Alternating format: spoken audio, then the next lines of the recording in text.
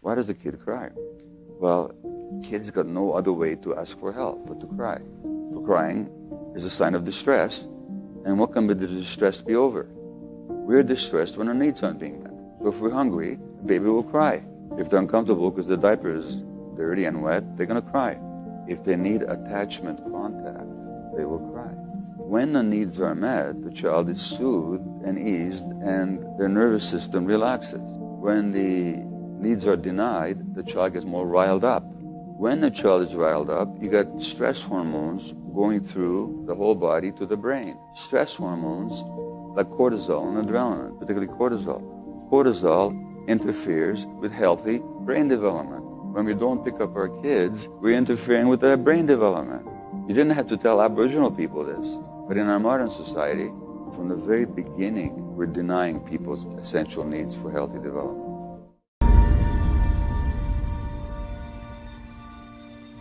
Criança, ela nasce com uma confiança primordial, né? Assim, ela nasce confiante de que ela vai receber o que ela precisa, né? Assim, ela nasce num estado de tanta vulnerabilidade e dependência que ela está entregue, assim, ela confia que o que ela precisa vai vir.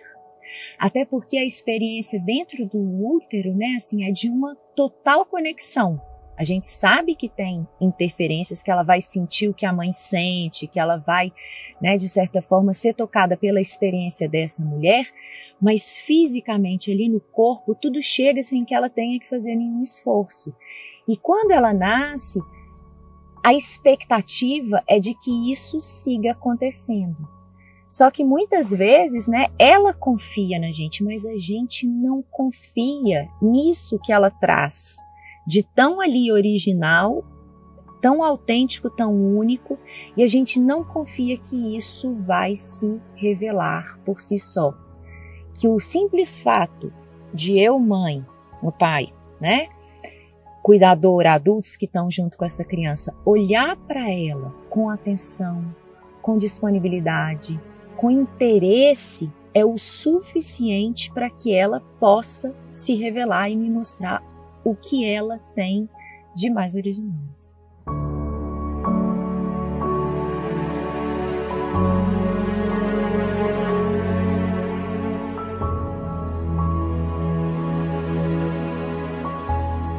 Eu sou a terceira filha de uma família com 4 crianças, 4 mulheres, tentando me adaptar às necessidades dos meus pais em relação ao meu comportamento, saindo um pouco ali da minha conexão comigo, da minha espontaneidade, cada vez mais me direcionando para aquilo que o mundo adulto solicitava de mim, buscando ali entender como é que eu podia manter esse controle ao meu redor.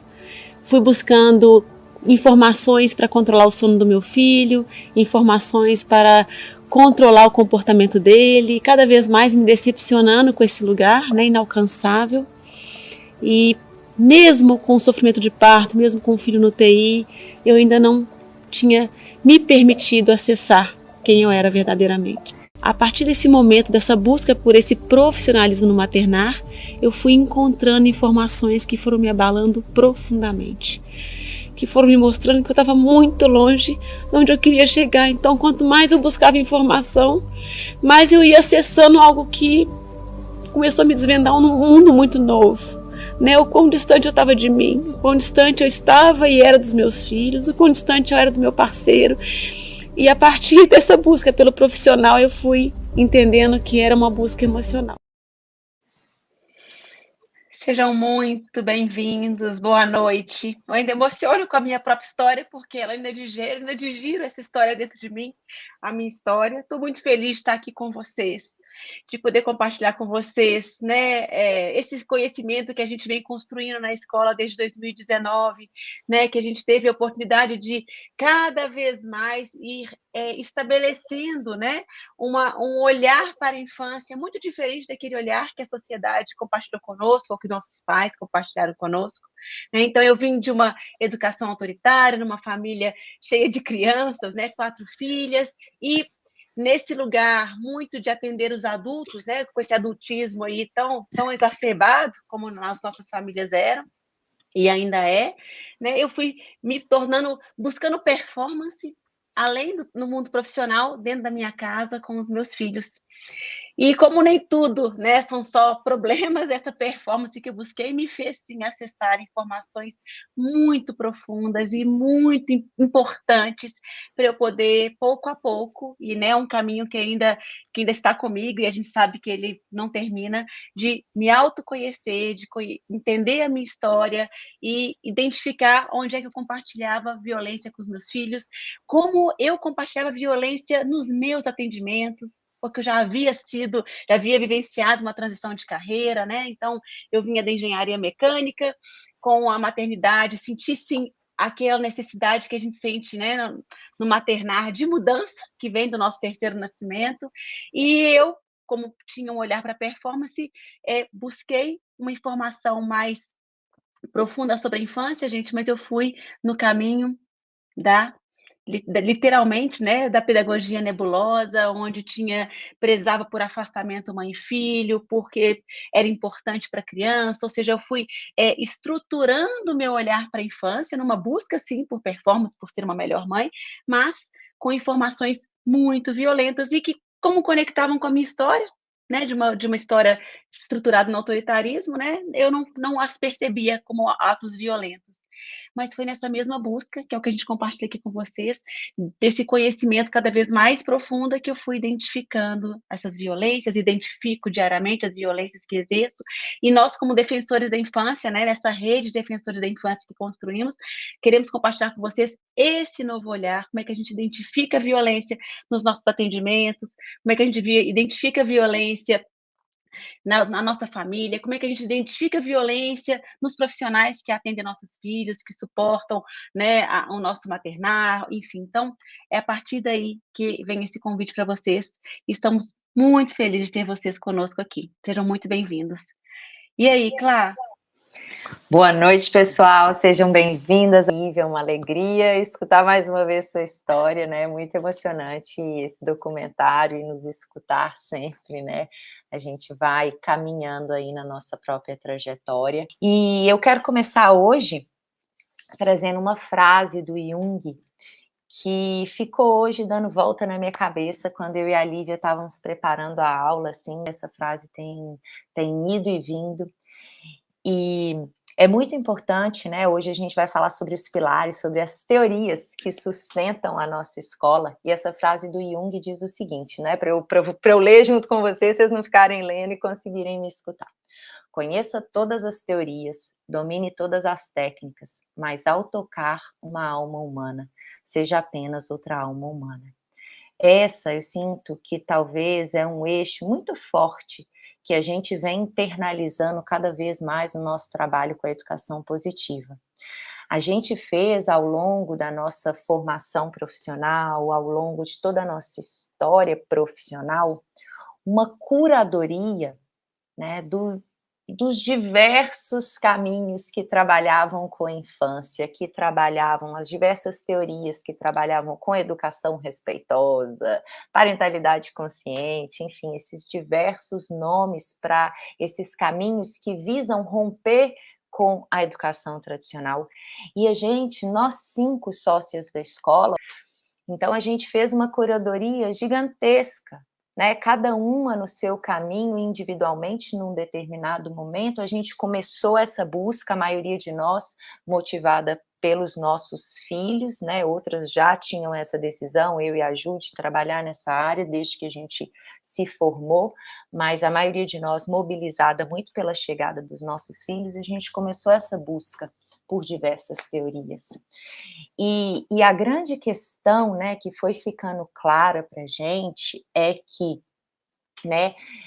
Grande parte dessas teorias, como eu falei também na primeira aula, a gente percebia que elas ainda invisibilizavam a infância, muitas delas. Né, muitas dessas teorias seguiam invisibilizando a criança, seguiam com uma perspectiva focada no adulto. E a gente fez esse compilado e a gente chegou em 4 eixos que já eu e a Lívia vamos apresentar para vocês, que sustentam, que norteiam, que são norte, que são guias para a gente. Então, a teoria, por que eu trouxe essa frase do Jung? Porque essa teoria ela é um norte. Ela é um conhecimento que ele vai me ancorar, que ele vai fazer eu questionar todo o meu sistema de crença, tudo aquilo que eu aprendi sobre mim mesma, tudo aquilo que eu aprendi sobre as relações, tudo aquilo que eu aprendi sobre visão de mundo. Eu preciso de estar ancorada numa teoria que amplie o meu olhar e que esteja alinhada ao nosso desenho original e que não esteja focada, né, numa perspectiva adultocêntrica, mas que questione essa perspectiva, que questione o patriarcado, que questione o contexto no qual as teorias elas são criadas. Então a gente precisa, né, quem eram essas pessoas, como é que elas começaram a criar isso, né, essa forma de pensar. Então é muito importante, e a gente fez essa curadoria para vocês aqui na escola. Hoje, no mundo cada vez mais acelerado, cheio de informação, excesso de informação, tudo muito fragmentado, né? A gente se baseia o conhecimento hoje, assim, nessa busca por conhecimento, no Instagram, em caixinhas, em vídeos curtos. E o quanto que a gente precisa de encontrar esses pilares firmes e essas teorias. Mas só isso não é suficiente. Tem algo que vocês vão ver e que a gente vai apresentar para vocês a respeito do ciclo pedagógico, da forma como essas teorias elas precisam ser organizadas e vão levar vocês para um processo de... Essa teoria ela vai servir para limpar o seu caminho, para você aprender a silenciar e tirar o que não serve, porque o que você necessita, a sua natureza humana, quem você é, o seu ser essencial, a sua potência amorosa, ela já está dentro de você.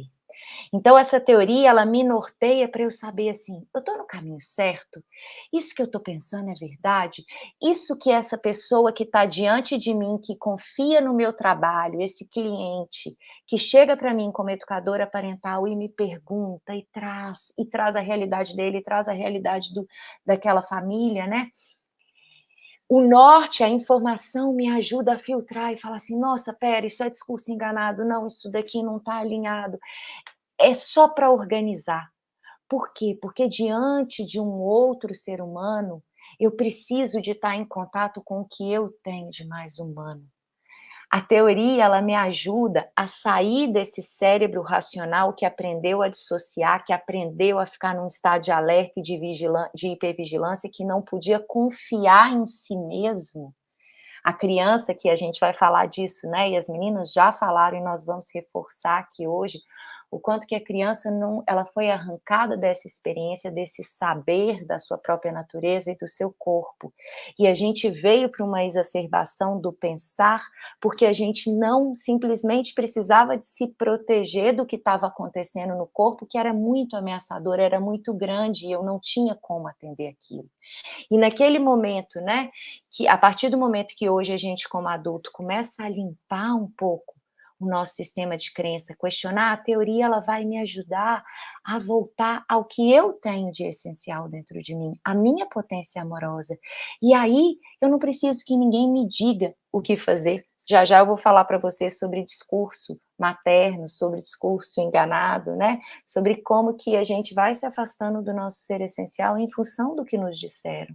Se eu consigo silenciar isso que me disseram, que estava pouco alinhado ao que eu realmente estava experimentando, e eu consigo, com uma teoria limpa, clara, voltar para meu eixo interno, eu me coloco diante de qualquer ser humano e eu vou saber como senti-lo, como acompanhá-lo, como me relacionar com esse outro, porque eu abro espaço interno dentro de mim para que esse outro caiba. Seja esse outro meu filho, seja esse outro meu cliente, seja esse outro qualquer ser que eu vou entrar em contato.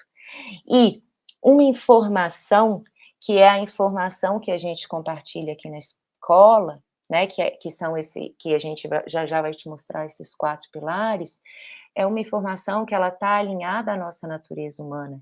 E a nossa natureza humana, ela é interdependente. Eu não consigo viver sozinha, eu preciso de outras pessoas para me apoiar, para me sustentar. E uma vez que a gente compreende isso, não é à toa que nós somos 5 sócias aqui na escola, né, que a Ju e a Lívia começaram essa jornada e que elas foram sentindo a necessidade ao longo da experiência delas, com as 3 turmas antes de eu e a Flávia entrarmos, né, e agora na sexta ali, a Maia chegando, né, a gente foi sentindo realmente de uma equipe multidisciplinar, com olhares diversos, para cada vez mais a gente poder ampliar a nossa perspectiva para a diversidade do humano. E o quanto que vocês estão sentindo aqui ao longo dessas aulas, o quanto que o olhar, o saber, a verdade, né, a essência de cada uma completa e faz dessa escola única.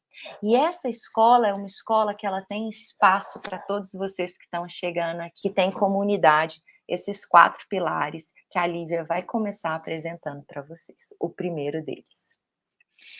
Esses 4 pilares, gente, começar pelo apego seguro, foi quando lá na fundação da escola, eu e Juliana, a gente, depois de diversos cursos que a gente havia feito, como a Cláudia já havia dito aí, né, eu fiz formação né, em vários países mesmo, nessa busca por informações, assim, digamos assim, que eu pudesse me estruturar, informações que tivessem já uma curadoria, e quando a gente voltava dos cursos, né, ajuda os dela, eu dos meus, a gente ficava assim, se debatendo com as informações, como um curso, ele era tão contrário ao outro, como um dizia, afirmava uma coisa e o outro desconstruía, e aí, isso foi nos permitindo, sim, construir o nosso eixo mesmo, né, do que aquilo fazia sentido de tudo que a gente recebia de informação. E aí, um dos primeiros eixos que a gente viu que era o que faltava em algumas formações, por mais profundas que parecessem ser, né, e o que a gente viu que faltava mesmo como estrutura, era a teoria do apego seguro, que ela é completamente científica, né, que foi desenvolvida por John Bowlby, né, onde ele num estudo junto com Harlow lá nos Estados Unidos, ele na Inglaterra, né, quando eles estavam estudando, né? Um estava estudando os macacos rezos, outro comportamento humano pós-guerra, no distanciamento da mãe, como eles juntos ali foram estruturando o estudo do amor. E quando a gente começa a entender que todos esses estudos têm base científica, onde eles, como todo estudo que a gente faz, como toda pesquisa, eles tinham um eixo de pesquisa e foi encontrando um resultado completamente diferente daquilo que eles esperavam, né? Então, o Harlow, o Bowlby, né, eles se unindo nesses estudos, foram percebendo que todo ser humano, ele precisava, para se desenvolver, de uma relação de apego seguro. E no próximo slide a gente vai ver qual que é a diferença, né? Por que a gente vê o apego seguro com a realidade que a gente tem hoje.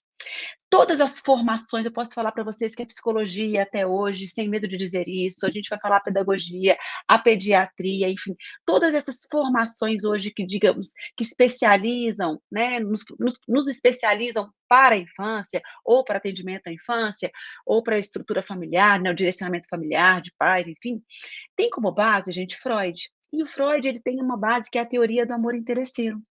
Ou seja, nós nos vinculávamos ao nosso cuidador principal através do alimento. Como eu precisava desse alimento para sobreviver, eu, nesse contato e na necessidade do alimento, eu ia construindo uma relação de vínculo. Então, quando Freud estruturou essa teoria, forçou, né, fez toda a natureza, fez com que a natureza fosse resumida nessa relação, digamos, ainda não estruturada no vínculo, que é no relacionamento.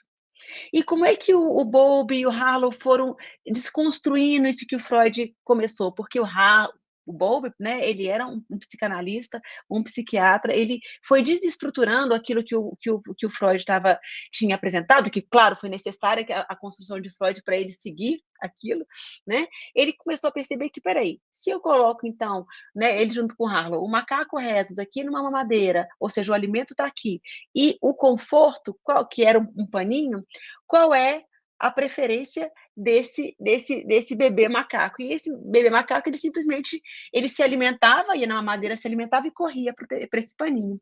E o mais interessante, gente, é que como eles em todos os estudos tinham, sim, apoiado nessa teoria do amor interesseiro, eles tinham ali que para a sobrevivência desses animais, desses experimentos, que a gente sabe que hoje tem toda uma... A gente sabe da contrariedade desses experimentos, mas na época ainda era muito natural. Eles começaram a entender que antes, bom, se tem um alimento aqui disponível para esse animal o tempo todo, esse animal ele está, né, suprido. E acabou que uma das amostras do Harlow adoeceu e ele precisou separar os filhotes para não adoecer também junto com essa amostra dos estudos que ele estava fazendo. E quando ele separou essa amostra, ele teve que improvisar uma gaiola e a gaiola estava toda com arame exposto. Ele foi e colocou uma toalha naquele arame exposto para poder proteger esses filhotes. E ele simplesmente se assustou, o Harlow, né? Porque os filhotes não saíam daquela toalha. Né? E o alimento estava ali, ou seja, eles nunca se preocuparam em colocar uma toalha, um cobertor, algum objeto que promovesse conforto, e foi através, ou seja, desse inesperado, que eles começaram a tentar compreender por que os macacos ficavam o tempo todo naquele cobertor e não, né, o foco não era a mamadeira, tá, gente? Então, olha que interessante. Então, foi a partir daí que eles começaram a construir esse olhar mais amplo para esse vínculo e para o que era importante, até mesmo para esses macaquinhos. E aí, eles foram extrapolando esses estudos e cada vez mais fazendo essas avaliações num ambiente onde tinha aquele cobertor, como que o macaquinho se comportava no ambiente sem o cobertor, se tivesse a mamadeira, o cobertor, qual era a preferência, enfim, tudo foi se estruturando, e daí saiu essa primeira teoria que o amor interesseiro não era a estrutura para um vínculo, ou seja, não era o alimento, mas sim a relação, o conforto.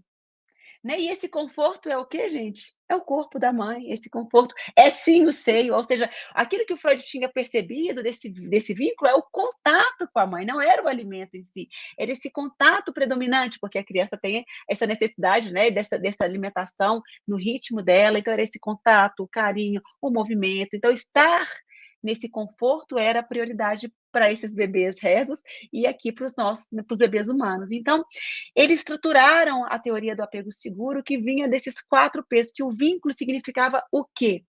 Um cuidador que promovia proximidade, que promovia proteção, que promovia previsibilidade, que promovia o play do diversão, né, que é um estudo britânico, né, e aí segurou esse 4P, que é o play, né, que aqui para nós é a diversão, é a brincadeira, ou seja, é o relaxar, né, nessas relações aí. Enfim, então, a partir desses 4 P's, a gente começa a entender que todo o nosso olhar agora, para todas as literaturas que a gente acessa, para todas os profissionais que compartilham conosco algum conhecimento, a gente pode já fazer esse filtro, e foi esse filtro que eu e Ju fizemos no princípio, que Clarissa no caminho dela, Flávia no dela, Maia no dela foram fazendo também, que é nisso que compartilham, isso que esse profissional compartilha, isso que esse professor, esse coordenador, esse pediatra, esse psicólogo, enfim, esse terapeuta ocupacional, essa fisioterapeuta, esse odontopediatra, isso que ele me diz tem estrutura nesses 4 P's? Ele promove em mim, pai e mãe, a proximidade, a proteção, a previsibilidade, a diversão? Então, gente, quando o Bowlby compartilha isso conosco, a gente começa a ter um filtro muito poderoso para toda informação que nos acessa. Então, por isso que para a escola esse é o primordial, essa é a estrutura, um dos pilares mais importantes da escola. Por isso a gente determinou o apego seguro como o primeiro e grande pilar da nossa escola. E agora ela vai apresentar o nosso segundo pilar. Com certeza, né? Se a gente já vai, né, vocês que são profissionais que estão aqui nos escutando, e vocês que são mães também, e pais, e que estão, ou cuidam de uma criança, que estão nos escutando também, né? Se a gente questiona, né, essa pergunta que a Lívia falou, esse profissional, ele está ancorado nesses 4 P's, ele promove isso, ou eu estou me sentindo constantemente ameaçada, eu estou me sentindo constantemente instigada, inspirada, pressionada por esse profissional a deixar o meu filho, a me separar dele, a desproteger, a deixá-lo ali sozinho, a me separar, eu já sei que eu estou no lugar errado. Então, qualquer profissional que vocês buscarem, que fizerem as nossas formações, eles têm como base esse eixo dos 4 P's e eles vão promover isso. O segundo pilar, então, gente, é a inteligência emocional, né, com base na criança interior. E aí, né, o que é isso? Se a gente compreende, a Lívia acabou de falar que a teoria do apego, ela vem e reforça a necessidade de conexão como necessidade mais básica, o ser, né, os animais e o bebê humano também, ele vai buscar a proteção, a presença, a corregulação, o corpo, a conexão antes de buscar o alimento, como a psicanálise e diversas outras teorias afirmavam, né? A própria pirâmide de Maslow ali, que coloca como necessidade básica. Na escola, a gente também vai trazer isso para vocês, vai desconstruir muitas das teorias que a gente ancora e que as formações, né, ainda ancoram e se baseiam. Então, quando a gente entende que as 2 necessidades mais básicas do ser humano é a conexão e a autenticidade, né, a gente entende que essa criança, ela está o tempo todo buscando pertencer, buscando ser vista, e que ela não consegue prover satisfação das suas necessidades sozinhas, ela não consegue se regular emocionalmente sozinha. Cada vez que ela tem uma necessidade, esse corpo sinaliza para ela que existe uma ameaça, que precisa, que tem algo ali que precisa de ser atendido. E se esse adulto não atende, se esse adulto ignora, essa criança, ela começa, né, a entrar num estado de sofrimento, como Gabor Maté, que é professor da nossa pós-graduação, confirmado, maior especialista em trauma hoje no mundo, ele trouxe no início dessa aula, vocês puderam ouvir a fala dele, né? Se eu deixo ali aquele bebê chorando, ele entra num nível de estresse, de cortisol e adrenalina dentro do corpo dele, que ele vai começar a entrar num sofrimento, e como ele não tem como atender, o corpo dele vai se desligar forçadamente, né? Então, a natureza do sentir, a natureza humana, e a gente precisa de lembrar que o bebê, ele chega aqui, ele é um ser socioemocional, ele está o tempo todo buscando por conexão, por relações, por pessoas que me vejam, que me sintam, que me acompanhem, ele está o tempo todo buscando esse corpo que ele já conhece, que é o corpo materno, esse corpo que ele conhece o ritmo, que ele conhece o cheiro, que ele conhece os sons, né, que ele conhece o calor, a temperatura, ele conhece tudo daquele corpo, ele está o tempo todo buscando essa mãe e ele está sendo guiado por essas emoções. Então, quando eu sinto algo, eu preciso de expressar, eu preciso de dizer o que eu estou pedir, né? Eu preciso de expressar, de movimentar essas emoções. A palavra emoções vem de emovere do latim, que tem a ver justamente com esse movimento. Mas uma vez que eu necessito que alguém me acompanhe, que alguém me sinta, que alguém me pegue, me proteja e me diga que está tudo bem, que eu estou ali, que é seguro atravessar por esse processo emocional, né? À medida que um adulto chega num estado de homeostase, de equilíbrio e toma um bebê nos braços e o bebê ele está desregulado e olha nos olhos dele e sente ele e fala num tom de voz suave, naturalmente esse bebê vai se regulando, vai expressando, liberando toda aquela tensão e volta para o seu estado de equilíbrio. Então, a natureza do sentir é eu sinto e eu expresso, e eu preciso, enquanto criança, que um outro venha me dizer que ele está ali comigo para atravessar esse movimento de expressão emocional. Se não existe essa corregulação, como acontece na educação tradicional, que constantemente está interessada em invisibilizar o nosso sentir, porque a gente não quer seres sensíveis, a gente não quer seres que estão conectados com a sua própria natureza, a gente não quer seres autênticos, seres que tenham liberdade para se expressar, para pensar, para criar, para questionar. A educação tradicional, ela está interessada em seres obedientes, Seres submissos. Por quê? Porque seres obedientes e submissos são fáceis de manipular. Eu corto esse mal pela raiz, eu corto essa necessidade, essa dependência desse bebê de mim, eu corto esses impulsos, esses pedidos, eu calo, eu silencio, eu congelo esse corpo desse bebê, é fácil de eu manipular ele lá na frente. E isso serve para eu seguir perpetuando essa lógica do capital, essa lógica do patriarcado. Então, para a educação tradicional, a não corregulação é importante, porque eu gero trauma, porque eu silencio, porque eu anestesio, porque eu congelo, e é fácil de eu dominar. Então, o que a gente está trazendo aqui é um retorno para a nossa natureza. E hoje, gente, observem vocês nas suas relações. Observem, assim, parem agora e pensem um pouquinho na relação de vocês com vocês mesmos, com os companheiros e companheiras de vocês, o quanto de intimidade você tem com as suas emoções. Quando você sente medo, você busca o apoio de alguma pessoa, você se permite falar sobre os seus medos, você sabe o que é tremer de medo e deixar que o seu corpo libere toda aquela tensão que está ali. Você já viveu uma situação que você tremeu de medo, consciente, sentindo o movimento que estava sendo liberado do seu corpo?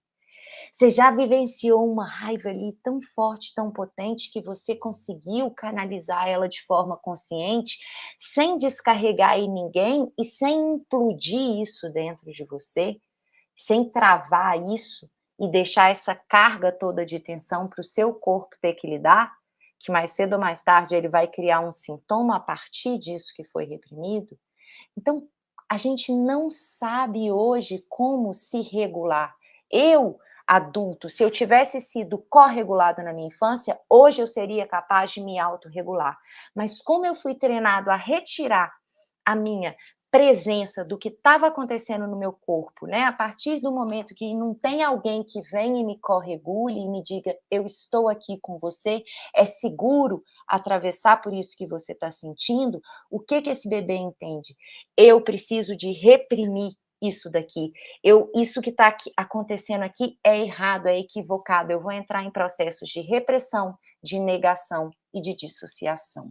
E aí o Bowlby, que a Lívia trouxe, que foi quem, né, criou a teoria do apego, ele tem uma frase que quem cita Bowlby, gente, não é só a gente, quem cita Bowlby é o Bessel van der Kolk no livro dele, O Corpo Guarda as Marcas, e o Van der Kolk, que é um holandês formado em Harvard, um dos maiores especialistas, ao lado do Gabor Maté, inclusive tem falas deles juntos, tem conferências deles juntos, né, na internet, enfim, mas um dos maiores especialistas em trauma, um psiquiatra, né, formado em Harvard, e ele tem um livro que se chama O Corpo Guarda as Marcas.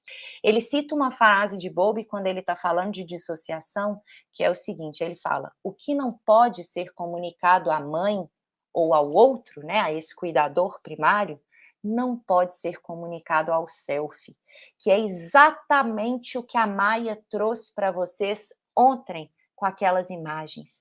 Se aquilo que eu sou, aquilo que o meu corpo está me dizendo que está acontecendo, aquilo que o meu corpo está me sinalizando que eu necessito, e eu choro, e eu peço com toda a minha potência, com todos os recursos que eu tenho, e mamãe não vê, mamãe retira a energia afetiva, mamãe ignora, mamãe me afasta do corpo dela, ela não sente o que eu necessito, eu vou acreditar que aquilo não pode existir. Então, quando a Maia foi rasgando pedacinhos daquele próprio ser, é justamente essa potência toda que nós chegamos aqui e que a gente teve que ir aprendendo, que a gente foi aprendendo a abrir mão, e a gente se tornou isso que você acredita que você é, isso que você pensa que você é apenas esse tantinho aqui que mamãe conseguiu ver de você. E por isso que na nossa formação a gente trabalha com a inteligência emocional muito ancorada à criança interior, porque a gente vai justamente ensinar para vocês um caminho de como a gente pode maternar olhar com amor, com uma energia nutritiva, interessada para tudo aquilo que a gente teve que abrir mão e reprimir na nossa infância. Isso é esse trabalho de reconectar, de integrar, né, aqueles aspectos que não puderam ser integrados na nossa experiência infantil. E aí o terceiro pilar, né, Lívia, que vai respaldar tudo isso que a gente está falando, que é a ciência do desenvolvimento humano. Por que a Clá falou ali que o autoritarismo, que a não corregulação leva ao trauma? E por que a gente está falando de trauma? Porque se a gente suporta o nosso trabalho em neurociências do comportamento, em neurociências da educação, a gente aqui a gente acessa como o cérebro se desenvolve, né? O que é esperado para a criança ainda nesse cérebro límbico, tendo emprestado, como Peter Levine diz, né? A criança aqui, o seu cérebro límbico, usa o nosso cérebro, o nosso córtex emprestado, então nós estamos aqui para a gente traduzir o mundo para eles, para a gente explicar para eles o que eles estão vivenciando, o que está acontecendo, suas emoções, que é o que a Clá está trazendo aqui, suas sensações, né? Então, traduzir esse mundo, né? E o quanto isso impacta nesse desenvolvimento. Garbor traz para a gente ali no primeiro vídeo, na primeira entrada aqui da aula, né? O nível dos hormônios no nosso corpo, como impacta no nosso desenvolvimento, né? Neurocortical, no desenvolvimento do nosso cérebro. Então, como é que a gente pode falar de infância? Como é que a gente pode falar de vínculo? Como é que a gente pode falar de inteligência emocional sem sustentar isso tudo na ciência do desenvolvimento humano? É impossível. Por onde vocês vão conseguir ter esse conhecimento profundo, né, sobre o apego seguro, sobre as relações, como a criança se vincula, o que quebra esse vínculo, o que estrutura esse vínculo, como a gente reconhece na criança comportamentos que demonstram, né, que ela está num apego inseguro, numa relação de apego inseguro, enfim. Então, essa estrutura vem. Depois a gente também tem um módulo estruturando a inteligência emocional, a criança interior, né? Enfim, como é que a gente vai compreender essas vivências, essas experiências das necessidades não atendidas na nossa infância, como isso nos impacta, né? E como a gente precisa de um adulto sempre nos regulando, nos direcionando, né? O que não acontece é que a gente estrutura o porquê, que sai dessas frases de os limites e obediência, de permissividade, a gente sai desses clichês e vai conhecer de desenvolvimento humano, né?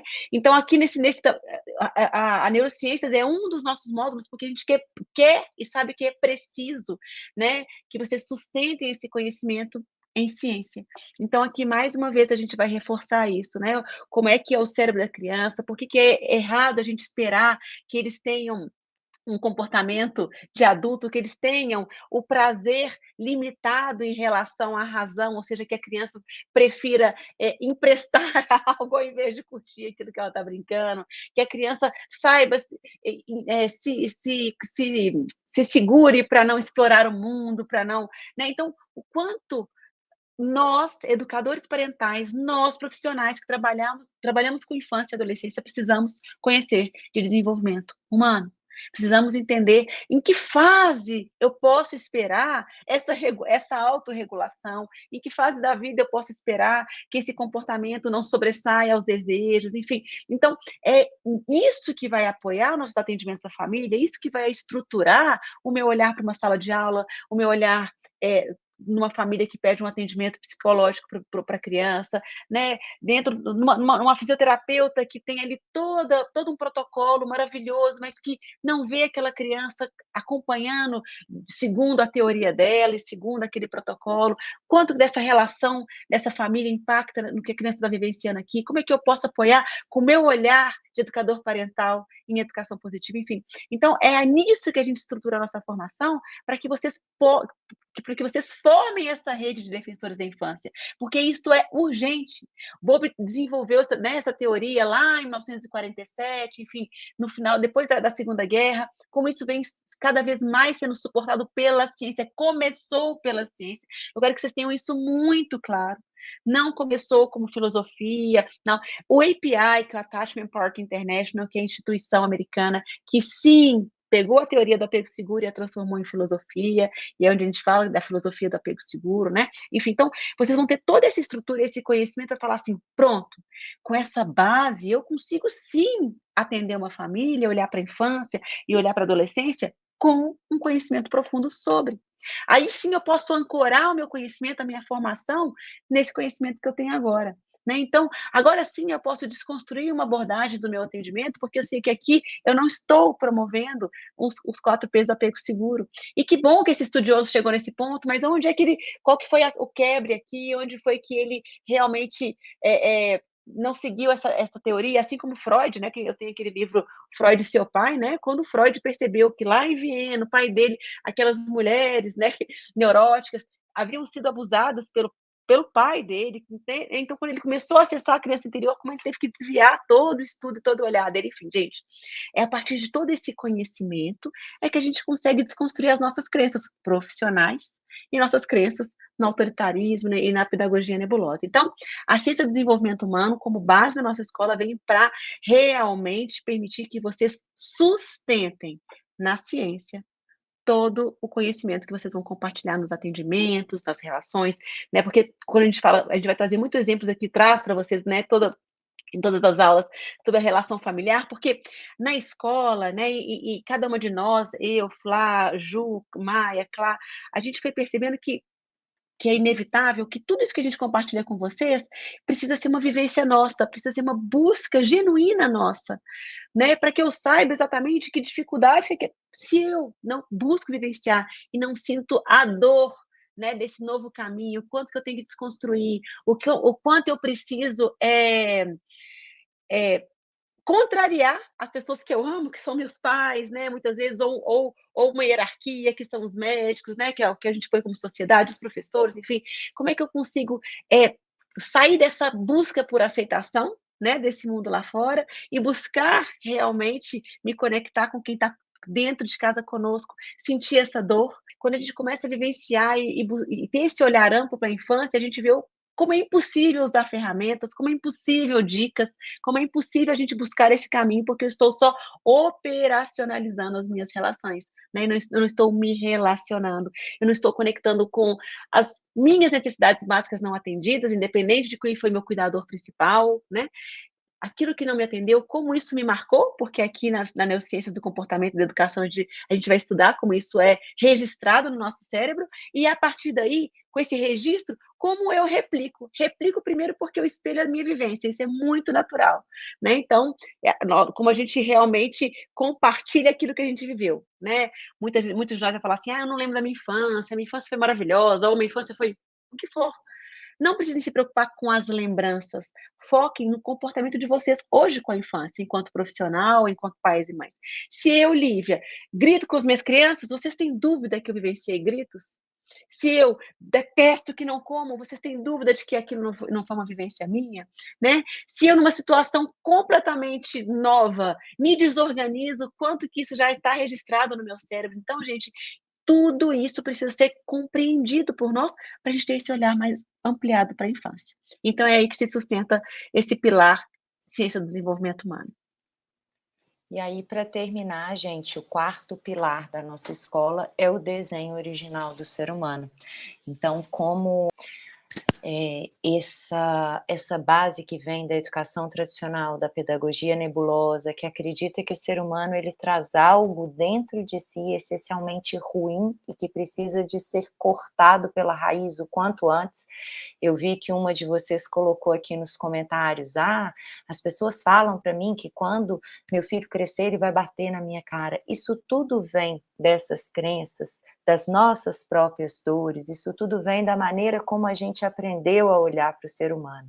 E hoje a ciência já mostra para a gente, né, que essencialmente, e todas essas teorias que a gente vem trazendo aqui, que a gente foi trazendo brevemente para vocês, isso daqui é só um pequeno, né, amostra do que são esses 4 eixos que vão nos apoiar aqui dentro da escola, não como ferramenta, mas como caminho para a gente acessar a nossa própria essência, a nossa própria potência amorosa, porque é desse lugar que eu vou em direção ao mundo, recuperando a minha própria natureza. Então, quando eu entendo que essencialmente eu nasci um ser, todos nós nascemos, delicados, suaves, amorosos, confiantes no que o meu corpo me sinalizava e capazes de solicitar com vigor, com potência, através do meu choro, com recursos, né, que funcionavam com instintos básicos, como o choro, como a sucção, que vinham justamente para que eu comunicasse o mal-estar e para me trazer bem-estar, o instinto da sucção, né? A gente fala sobre isso profundamente numa das aulas na certificação e na pós, né? Então, assim, como que a gente vem desse lugar que ela já nasce com autoestima. E o que é autoestima, gente? Né? Se não é a minha capacidade de sentir o que eu necessito e pedir. Nós já nascemos, o bebê humano, ele nasce confiando nos sinais do corpo dele e confiando que ele vai experimentar o mesmo nível de bem-estar que ele experimentava dentro do útero materno. E ele necessita que durante esses 9 primeiros meses manter um contato tão íntimo e tão próximo com esse corpo materno. Nesses 9 primeiros meses, principalmente, assim, quase que constante, na mesma medida que ele tinha quando ele estava dentro do útero, que a gente só, como espécie mais evoluída, a nossa cabeça ela é tão grande que para ela passar no canal vaginal da mulher, a gente precisa de nascer ainda muito imaturo neurologicamente. Então, por isso que a gente nasce ainda tão imaturo, mas a gente já sabe hoje que esse lugar aí de conforto, essa experiência intrauterina, ela precisa de ser preservada ainda, né, para que essa mãe, sobretudo, possa sentir o que esse bebê necessita, possa compreender o ritmo dele, possa estar ali, né, grudadinha com o seu filho, sentindo o que ele precisa, conhecendo essa natureza. Se eu olho nos olhos de uma criança, a coisa que mais me marcou no parto do meu filho, dos meus 2 filhos, assim, mas principalmente no meu primeiro parto, que foi um parto extremamente violento, foi um parto normal, mas cheio de violências que eu não reconhecia naquela época, e hoje reconheço, mas no momento que colocaram ele no meu colo, e aquele ser abriu os olhos, deitado no meu colo, eu olhei para os olhos dele, a minha sensação foi de um preenchimento, de uma grandeza.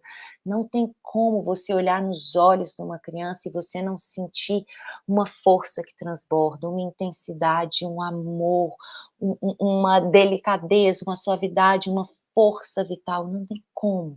Se a gente se afasta das nossas crenças, né? Se a gente se afasta desse barulho interno, de todas as nossas feridas, se a gente consegue silenciar isso por um instante e simplesmente de um espaço de silêncio interno olhar para uma criança, a gente tem a chance de começar a identificar esse desenho. A gente tem a chance de sentir a potência amorosa que está ali diante de nós. Então, quando a gente traz o desenho original do ser humano, a gente vai desconstruir esse olhar que acredita que a criança tem algo ruim dentro de si que precisa de ser eliminado. A criança é essencialmente boa, o ser humano ele é essencialmente bom, cooperativo, amoroso, íntegro, conectado com o seu próprio corpo, confiante.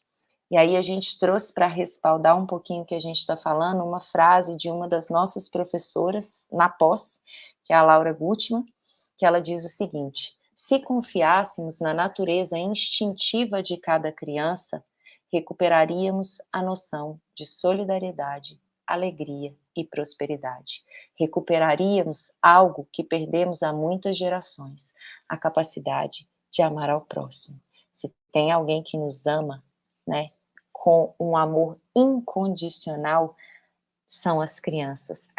As crianças, elas estão tão imersas no presente, elas confiam tanto e elas dependem tanto da gente que elas estão ali atentas, sedentas, buscando os nossos olhos, buscando essa conexão. Elas abrem mão de si em função desse pertencimento do nosso olhar.